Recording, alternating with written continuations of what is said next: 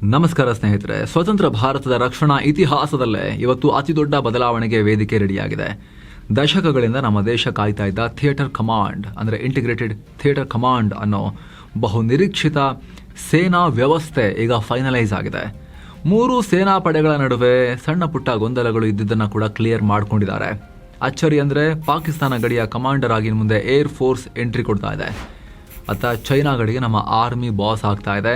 ಹಾಗಿದ್ರೆ ಏನಿದು theatre command, ಯಾರ್ಯಾರಿಗೆ ಯಾವ ಜವಾಬ್ದಾರಿ ಕೊಡ್ತಾ ಇದ್ದಾರೆ? ಈ ಥಿಯೇಟರ್ ಕಮಾಂಡ್ ಬಂದ್ರೆ ನಮ್ಮ ಸೇನೆಯ ಪವರ್ ಎಷ್ಟು ಪಟ್ಟು ಹೆಚ್ಚಾಗುತ್ತೆ. ಈ ಥಿಯೇಟರ್ ಕಮಾಂಡ್ ಬಗ್ಗೆ ಹಿಂದೆ ಕೂಡ ಮಾಹಿತಿ ಕೊಟ್ಟಿದ್ವಿ. ಅದರಲ್ಲಿ ಹಿಂಗಾಗ್ಬೋದು ಹಂಗಾಗ್ಬೋದು ಅಂತಿದ್ವಿ. ಈಗ ಆಗಿದೆ, ಫೈನಲೈಸ್ ಆಗಿದೆ. ಸೊ ಫೈನಲೈಸ್ ಆಗಿರೋ ಮಾಹಿತಿ ಕೂಡ ತಿಳ್ಕೊಂಡಿರೋದು ತುಂಬಾ ಮುಖ್ಯ ಅಲ್ವಾ ನಾವು?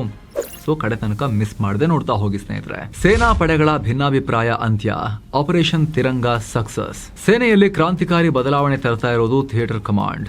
ಇದರ ಬಗ್ಗೆ ಏಪ್ರಿಲ್ 9ನೇ ತಾರೀಕು ಬೆಂಗಳೂರಲ್ಲಿ ನಡೆದ ರನ್ ಸಂವಾದ್ ಅನ್ನೋ ಕಾರ್ಯಕ್ರಮದಲ್ಲಿ chief of defence staff general Anil Chauhan big statement ಕೊಟ್ಟಿದ್ದಾರೆ. ನಮ್ಮ ಕಡೆಯಿಂದ ಎಲ್ಲಾ ಕೆಲಸ ಮುಗಿದು ಹೋಗಿದೆ, ಥಿಯೇಟರ್ ಕಮಾಂಡ್ ರಚನೆಗೆ ಸೇನೆಯಿಂದ ಗ್ರೀನ್ ಸಿಗ್ನಲ್ ಸಿಕ್ಕಿದೆ ಅಂತ ಹೇಳಿದ್ದಾರೆ. ಆದರೆ ಸೇನೆಯ ಒಳಗಡೆ 90% ರಿಂದ 100% ಕಾನ್ಸೆಪ್ಟ್ ಕ್ಲಿಯರ್ ಆಗಿ ಹೋಗಿದೆ. 3 ಪಡೆಗಳ ಒಮ್ಮತ ಕೂಡ ಆಗಿ ಹೋಗಿದೆ. ಕೇವಲ ಎಕ್ಸಿಕ್ಯೂಷನ್ ಲೆವೆಲ್ನ ಸಣ್ಣ ಪುಟ್ಟ ಕೆಲಸಗಳು ಮಾತ್ರ ಬಾಕಿ ಅಂತ ಹೇಳಿದ್ದಾರೆ. ಅಂದಹಾಗೆ ಕಳೆದ 2-3 ವರ್ಷಗಳಿಂದ ಭೂಸೇನೆ, ವಾಯುಸೇನೆ ಮತ್ತು ನೌಕಾಪಡೆಯ ನಡುವೆ ಅಧಿಕಾರ ಹಂಚಿಕೆ ಬಗ್ಗೆ, ಥಿಯೇಟರ್ ಕಮಾಂಡ್ ಸ್ಟ್ರಕ್ಚರ್ ಬಗ್ಗೆ ಸಾಕಷ್ಟು ಭಿನ್ನಾಭಿಪ್ರಾಯಗಳಿದ್ವು. ಈಗ ಎಲ್ಲ ಕ್ಲಿಯರ್ ಆಗಿದೆ. ಇನ್ನೇನು ರಕ್ಷಣಾ ಇಲಾಖೆ, ಮೋದಿ ಕ್ಯಾಬಿನೆಟ್ ಒಪ್ಪೋದೊಂದೇ ಬಾಕಿ ಅಂತ ಹೇಳಿದ್ದಾರೆ. ಏನಿದು ಥಿಯೇಟರ್ ಕಮಾಂಡ್? ಶತ್ರುಗಳ ಎದೆಯಲ್ಲಿ ಯಾಕಿಷ್ಟು ನಡುಕ? ಸಾಮಾನ್ಯ ಭಾಷೆಯಲ್ಲಿ ಹೇಳಬೇಕು ಅಂದ್ರೆ ಥಿಯೇಟರ್ ಕಮಾಂಡ್ ಅನ್ನೋದು 3 ಸೇನೆಗಳನ್ನ ಒಂದೇ ಅಂಬ್ರೆಲಾ ಕೆಳಗೆ ತರೋ ಮಾಸ್ಟರ್ ಪ್ಲಾನ್. ನಿಮ್ಗೆಲ್ಲ ಗೊತ್ತಿರೋ ಹಾಗೆ ನಮ್ಮಲ್ಲಿ ಭೂಸೇನೆ, ವಾಯುಸೇನೆ ಮತ್ತು ನೌಕಾಸೇನೆ ಇದೆ. ಈ 3 ಪಡೆಗಳ ಬಳಿ ಒಟ್ಟಾರೆ 17 ಕಮಾಂಡ್ಸ್ ಇವೆ. ಆರ್ಮಿಗೆ 7, 6 ಆಪರೇಷನಲ್, 1 ಟ್ರೈನಿಂಗ್ ಕಮಾಂಡ್ ಎಲ್ಲ ಸೇರಿ. ಏರ್ ಫೋರ್ಸ್ಗೆ 7, ಇದರಲ್ಲಿ 5 ಆಪರೇಷನಲ್, 2 ಫಂಕ್ಷನಲ್ ಕಮಾಂಡ್ಸ್. ಹಾಗೆ ನೇವಿ ಬಳಿ 3 ಕಮಾಂಡ್ಸ್. ಇಷ್ಟೊಂದು ಕಮಾಂಡ್ಸ್ ಇರೋದ್ರಿಂದ ಏನು ಸಮಸ್ಯೆ? ಈಗ ಯುದ್ಧ ಶುರುವಾಯಿತು ಅಂತ ಇಟ್ಕೊಳ್ಳಿ. ಭೂಸೇನೆಯವರು ತಮ್ಮದೇ ಆದ ಪ್ಲಾನ್ ಮಾಡ್ತಾರೆ, ಏರ್ ಫೋರ್ಸ್ ಇನ್ನೊಂದು ಕಡೆ ಅವ್ರು ಪ್ಲಾನ್ ಮಾಡ್ತಾರೆ. ಇವರೆಲ್ಲರೂ ಒಟ್ಟಾಗಿ ಕೋಆರ್ಡಿನೇಟೆಡ್ ಆಗಿ ಪ್ಲಾನ್ ಮಾಡುವಷ್ಟರಲ್ಲಿ ತುಂಬಾ ಟೈಮ್ ವೇಸ್ಟ್ ಆಗಿರುತ್ತೆ. ಜೊತೆಗೆ ಆಸೆಟ್ಸ್ ಡುಪ್ಲಿಕೇಶನ್ ಆಗುತ್ತೆ. ಅಂದ್ರೆ ಒಂದೇ ಗಡಿ ಪ್ರದೇಶದಲ್ಲಿ ಭೂಸೇನೆ, ವಾಯುಸೇನೆ ಮತ್ತು ನೌಕಾಪಡೆಗಳು ತಮ್ಮದೇ ಆದ ಪ್ರತ್ಯೇಕ ರೆಡಾರ್, ಆಸ್ಪತ್ರೆ, ಸಾರಿಗೆ ಮತ್ತು ಲಾಜಿಸ್ಟಿಕ್ಸ್ ನಿಭಾಯಿಸ್ತಿರ್ತಾರೆ. ಇದರಿಂದ ಅನವಶ್ಯಕವಾಗಿ ಹಣ ವೇಸ್ಟ್ ಆಗುತ್ತೆ. ಆದರೆ ಹೊಸ ಪ್ಲಾನ್ ನಿಂದ ಏನಾಗುತ್ತೆ ಗೊತ್ತಾ? ಈ 17 ಕಮಾಂಡ್ಸ್ ಅನ್ನ ತೆಗೆದುಹಾಕಿ ಕೇವಲ ಇಡೀ ದೇಶಕ್ಕೆ 3 ಥಿಯೇಟರ್ ಕಮಾಂಡ್ಸ್ ಆಕ್ಟಿವೇಟ್ ಆಗಿ ಕೆಲಸ ಮಾಡ್ತವೆ. ಆಯಾ ಪ್ರದೇಶದ ಅಂದರೆ ಉದಾಹರಣೆಗೆ ಪಾಕ್ ಗಡಿಯ ವ್ಯಾಪ್ತಿಗೆ ಬರೋ 3 ಪಡೆಗಳ ಸೈನಿಕರು, ಫೈಟರ್ ಜೆಟ್ಗಳು, ಯುದ್ಧ ನೌಕೆಗಳು ಎಲ್ಲವೂ ಒಬ್ಬನೇ ಕಮಾಂಡರ್ ಅಡಿಯಲ್ಲಿ ಕೆಲಸ ಮಾಡ್ತವೆ. ಇದನ್ನು ಮಿಲಿಟರಿ ಭಾಷೆಯಲ್ಲಿ OODA ಲೂಪ್ ಅಂತ ಕರೀತಾರೆ. ಅಂದರೆ observe, orient, decide and act ಅಂತ. ಈಗಿನ ಹಳೆ ಸಿಸ್ಟಮ್ನಲ್ಲಿ ಶತ್ರುಗಳನ್ನು ಅಬ್ಸರ್ವ್ ಮಾಡಿ 3 ಸೇನೆಗಳು ಡಿಸೈಡ್ ಮಾಡಿ ಪ್ಲಾನ್ ಮಾಡಿ ಅದನ್ನು ಎಕ್ಸಿಕ್ಯೂಟ್ ಮಾಡುವಷ್ಟರಲ್ಲಿ ಸೇನಾ ಆಪರೇಷನ್ಸನ್ನು ಟೈಮ್ ಹಿಡಿತಾ ಇತ್ತು. ಆದರೆ ಥಿಯೇಟರ್ ಕಮಾಂಡ್ ಬಂದಾಗ ಒಬ್ಬರೇ ಕಮಾಂಡರ್ ಕೈಯಲ್ಲಿ ಕಂಪ್ಲೀಟ್ ಪವರ್ ಇರುತ್ತೆ.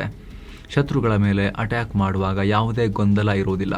ಒಂದೇ ಬ್ಯಾಟಲ್ ಪಿಕ್ಚರ್, ಒಂದೇ ಇಂಟೆಲಿಜೆನ್ಸ್ ಇರುತ್ತೆ. ಮಿಂಚಿನ ವೇಗದಲ್ಲಿ ನಿರ್ಧಾರ ತಗೋಬಹುದು. ಇದರಿಂದ ಸಾಕಷ್ಟು ಹಣ, ಸಮಯ, ಸಂಪನ್ಮೂಲಗಳ ಉಳಿತಾಯ ಆಗುತ್ತೆ. ವಾಯುಸೇನೆಗೆ ಯಾಕಿತ್ತು ಆರ್ಮಿಯ ಭಯ? ಸ್ನೇಹಿತರೆ, ಥಿಯೇಟರ್ ಕಮಾಂಡ್ ರಚನೆಗೆ ನಮ್ಮ ಸೇನೆಯಲ್ಲೇ ಸಾಕಷ್ಟು ಭಿನ್ನಾಭಿಪ್ರಾಯಗಳಿದ್ವು. ಶುರುವಾಗಿದೆ ಇಲ್ಲಿಂದ ಭಿನ್ನಾಭಿಪ್ರಾಯ ವಾಯುಸೇನೆಯಿಂದ. ಮೊದಲಿಂದಲೂ ಏರ್ ಫೋರ್ಸ್ ಈ ಥಿಯೇಟರ್ ಕಮಾಂಡ್ಗೆ ಭಾರಿ ವಿರೋಧ ವ್ಯಕ್ತಪಡಿಸ್ತಾ ಇತ್ತು. ಇದಕ್ಕೆ ಮುಖ್ಯ ಕಾರಣ ನಮ್ಮಲ್ಲಿರೋ ಫೈಟರ್ ಜೆಟ್ಗಳ ಕೊರತೆ. ಇರೋ ವಿಮಾನಗಳನ್ನೆಲ್ಲ ಬೇರೆ ಕಮಾಂಡರ್ಗಳ ಕೈಗೆ ಹಂಚಿಬಿಟ್ರೆ ಏರ್ ಫೋರ್ಸ್ನ ಸ್ಟ್ರೈಕಿಂಗ್ ಪವರ್, ಹೊಡೆಯೋ ಸಾಮರ್ಥ್ಯ ಕಮ್ಮಿ ಆಗುತ್ತೆ ಅನ್ನೋದು ವಾಯುಸೇನೆಯ ವಾದ ಆಗಿತ್ತು. ಜೊತೆಗೆ ಭೂಸೇನೆ ಅತಿ ದೊಡ್ಡ ಪಡೆಯಾಗಿರೋದ್ರಿಂದ ಆರ್ಮಿ ಜನರಲ್ಗಳೇ ನಮ್ಮನ್ನ ಕಂಟ್ರೋಲ್ ಮಾಡ್ತಾರೆ ಅನ್ನೋ ಫೀಲಿಂಗ್ ವಾಯುಸೇನೆ ಮತ್ತು ನೌಕಾಪಡೆಗಳಿಗೆ ಇದ್ವು. ಇದಕ್ಕೆ ತುಪ್ಪ ಸುರಿದ ಹಾಗೆ 2021ರ ಟೈಮ್ನಲ್ಲಿ ಮಾಜಿ CDS ಜನರಲ್ ಬಿಪಿನ್ ರಾವತ್ ಒಂದು ಹೇಳಿಕೆ ಕೊಟ್ಟಿದ್ರು. ವಾಯುಸೇನೆ ಅನ್ನೋದು ಆರ್ಟಿಲರಿ ಮತ್ತು ಎಂಜಿನಿಯರ್ಸ್ ರೀತಿ ಕೇವಲ ಆರ್ಮಿಯ ಒಂದು ಸಪೋರ್ಟ್ ಆರ್ಮ್ ಅಂತ ಹೇಳಿಕೆಯನ್ನು ಕೊಟ್ಟರು. ಇದು ಸೇನೆ ಒಳಗಡೆ ದೊಡ್ಡ ವಿವಾದವನ್ನ ಹುಟ್ಟುಹಾಕಿತ್ತು. ಈ ಭಿನ್ನಾಭಿಪ್ರಾಯ ಎಲ್ಲಿವರೆಗಿತ್ತು ಅಂತ ಹೇಳಿದ್ರೆ, ವಾಯುಸೇನಾ ಮುಖ್ಯಸ್ಥರು ನಮಗೆ ಥಿಯೇಟರ್ ಕಮಾಂಡೇ ಬೇಡ, ಬದಲಿಗೆ ದಿಲ್ಲಿಯಲ್ಲಿ ಒಂದು ಜಾಯಿಂಟ್ ಪ್ಲಾನಿಂಗ್ ಸೆಂಟರ್ ಮಾಡೋಣ, ಕೋಆರ್ಡಿನೇಷನ್ಗೆ ಸಾಕಲ್ವಾ ಅನ್ನೋ ಐಡಿಯಾ ಕೊಟ್ಟಿದ್ರು.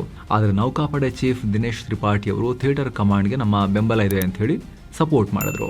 ಈಗ ಅಂತಿಮವಾಗಿ ಈ ಎಲ್ಲಾ ಗೊಂದಲಗಳನ್ನ ಸರಿ ಮಾಡೋಕೆ ನಮ್ಮ ರಕ್ಷಣಾ ಇಲಾಖೆ ಆಪರೇಷನ್ ತಿರಂಗ ಅನ್ನೋ ಒಂದು ಇಂಟರ್ನಲ್ ಆಪರೇಷನ್ ಶುರು ಮಾಡಿತ್ತು. ಈ ಆಪರೇಷನ್ ತಿರಂಗ ಸಕ್ಸಸ್ ಕಂಡಿದೆ ಈಗ. ಹಾಗಿದ್ರೆ ನೆಕ್ಸ್ಟ್ ಸ್ಟೆಪ್ ಏನು? ಮುಂದಿನ ಕೆಲವೇ ವಾರಗಳಲ್ಲಿ CDS ಅನಿಲ್ ಚೌಹಾಣ್ ಅವರು ಈ ಥಿಯೇಟರ್ ಕಮಾಂಡ್ನ ಅಂತಿಮ ಕರಡು ಪ್ರತಿಯನ್ನ ರಕ್ಷಣಾ ಮಂತ್ರಿಗೆ ಸಬ್ಮಿಟ್ ಮಾಡ್ತಾರೆ. ಅಲ್ಲಿಂದ ಅದು ರಕ್ಷಣಾ ಸಚಿವಾಲಯದ ರಿವ್ಯೂ ಮುಗಿಸಿ ನೇರವಾಗಿ cabinet committee on security CCS ನ ಟೇಬಲ್ ಬರುತ್ತೆ. PM ನರೇಂದ್ರ ಮೋದಿ ಅವರ ನೇತೃತ್ವದ ಈ ಕಮಿಟಿ ಫೈನಲ್ ಅಪ್ರೂವಲ್ ಕೊಟ್ಟ ಕೂಡಲೇ ಇದು ಅಫಿಷಿಯಲ್ ಆಗಿ ಜಾರಿಗೆ ಬರುತ್ತೆ. ಸೊ ಈ ಹೊಸ ಕಮಾಂಡ್ಗಳ ಅಡಿ ಯಾವ ಗಡಿಗೆ ಯಾರು ಬಾಸ್ ಆಗ್ತಾರೆ, ಅಧಿಕಾರ ಹಂಚಿಕೆ ಹೇಗಾಗ್ತಾ ಇದೆ, ಇಲ್ಲಿದೆ ಅದರ ಬಿಗ್ ಟ್ವಿಸ್ಟ್. ಪಾಕ್ ಗಡಿಗೆ ವಾಯುಪಡೆ ಬಾಸ್, ಚೈನಾ ಗಡಿಗೆ ಆರ್ಮಿ ಕಿಂಗ್. ಸ್ನೇಹಿತರೆ, ಮೊದಲಿಗೆ ವೆಸ್ಟರ್ನ್ ಥಿಯೇಟರ್ ಕಮಾಂಡ್ ನೋಡೋಣ. ಇದರ ಫುಲ್ ಫೋಕಸ್ ಪಾಕಿಸ್ತಾನದ ಬಾರ್ಡರ್ ಅನ್ನ ಮೇಂಟೈನ್ ಮಾಡೋದು ಮತ್ತು ಪಾಕಿಸ್ತಾನವನ್ನ ಹದ್ದುಬಸ್ತಲ್ಲಿಡೋದಕ್ಕೆ ಇರುತ್ತೆ. ಈ ಕಮಾಂಡ್ನ ಕಂಪ್ಲೀಟ್ ರೆಸ್ಪಾನ್ಸಿಬಿಲಿಟಿಯನ್ನ ಭಾರತೀಯ ವಾಯುಪಡೆಯ ಒಬ್ಬರು ಅಧಿಕಾರಿ ನೋಡ್ಕೊಳ್ತಾರೆ. ಮೊದಲಿಗೆ ರೊಟೇಷನ್ ಪದ್ಧತಿ ಇಡೋಣ ಅನ್ನೋ ಪ್ಲಾನ್ ಇತ್ತು. ಅಂದರೆ ಒಂದ್ಸಲ ಆರ್ಮಿ ಆಫೀಸರ್ ಬಾಸ್ ಆದರೆ ನೆಕ್ಸ್ಟ್ ಟೈಮ್ ಏರ್ ಫೋರ್ಸ್ನ ಆಫೀಸರ್ ಬಾಸ್ ಆಗೋದು ಅಂತ ಎಲ್ಲ ಕಮಾಂಡ್ಗೂ ಅದೇ ರೀತಿ ಪ್ಲಾನ್ ಮಾಡ್ಕೊಂಡಿದ್ರು. ಆದರೆ ಈಗ ಆ ಪದ್ಧತಿಯನ್ನು ಅಥವಾ ಐಡಿಯಾವನ್ನು ಕ್ಯಾನ್ಸಲ್ ಮಾಡಲಾಗಿದೆ. ಪಾಕ್ ಗಡಿಯ ಕಂಟ್ರೋಲನ್ನು ಪರ್ಮನೆಂಟ್ ಆಗಿ ವಾಯುಪಡೆಯ ಅಧಿಕಾರಿಯೊಬ್ಬರು ನಿಭಾಯಿಸ್ತಾ ಇರ್ತಾರೆ. ಈ ಕಮಾಂಡ್ನ ಹೆಡ್ ಕ್ವಾರ್ಟರ್ಸ್ ರಾಜಸ್ಥಾನದ ಜೈಪುರ್ನಲ್ಲಿ ಇರುತ್ತೆ. ಇದಕ್ಕೆ ಕಾರಣ ಕೂಡ ಇದೆ.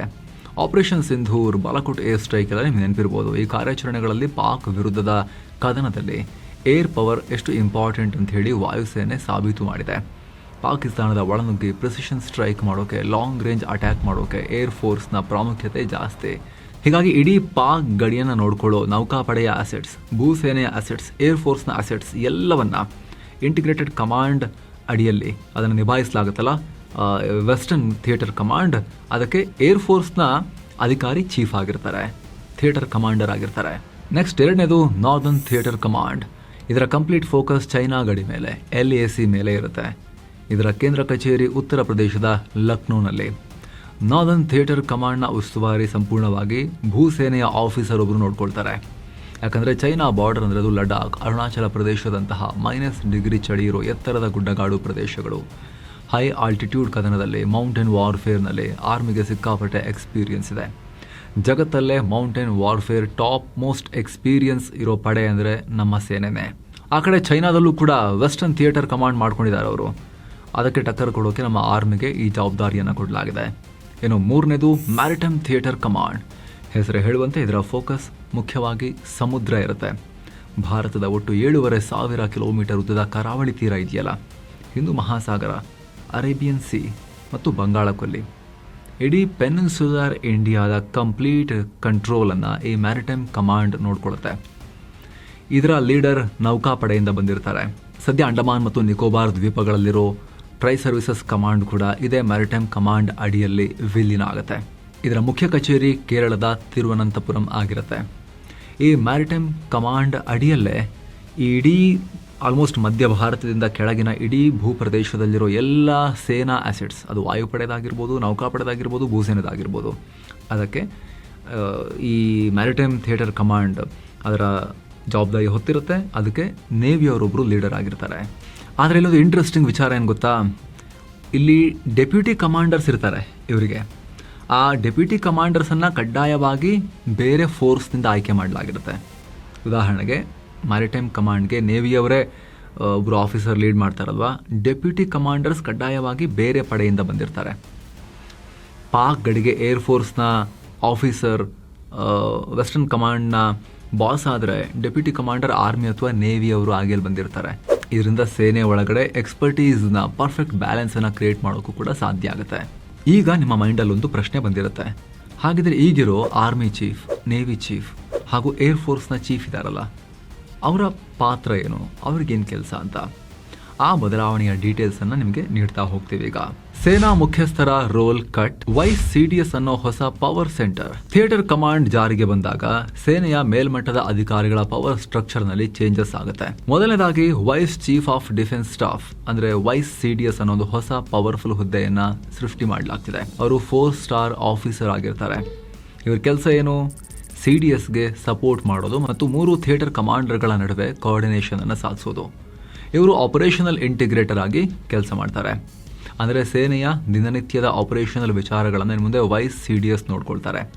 ಹಾಗಾದರೆ CDS ಏನು ಕೆಲಸ ಮಾಡ್ತಾರೆ, ಅವರು ಜಾಯಿಂಟ್ ಚೀಫ್ಸ್ ಆಫ್ ಸ್ಟಾಫ್ ಕಮಿಟಿಯನ್ನು ಮುನ್ನಡೆಸ್ತಾರೆ ಮತ್ತು ಮಿಲಿಟರಿ ವ್ಯವಹಾರಗಳ ಇಲಾಖೆಯ ಅಂದರೆ ಡಿಪಾರ್ಟ್ಮೆಂಟ್ ಆಫ್ ಮಿಲಿಟರಿ ಅಫೇರ್ಸ್ನ ಸೆಕ್ರೆಟರಿಯಾಗಿ ತಮ್ಮ ಜವಾಬ್ದಾರಿಗಳಿಗೆ ಹೆಚ್ಚು ಫೋಕಸ್ ಮಾಡ್ತಾರೆ. ಅತ್ತ 3 ಸೇನೆಗಳ ಮುಖ್ಯಸ್ಥರಿಗೆ ಏನು ಕೆಲಸ ಅನ್ನೋ ಬೇಸಿಕ್ ಕ್ವಶನ್, ಅಲ್ಲಿಗೆ ಬರೋಣ. ಈಗ ಇದು ಅತಿ ದೊಡ್ಡ ಬದಲಾವಣೆ.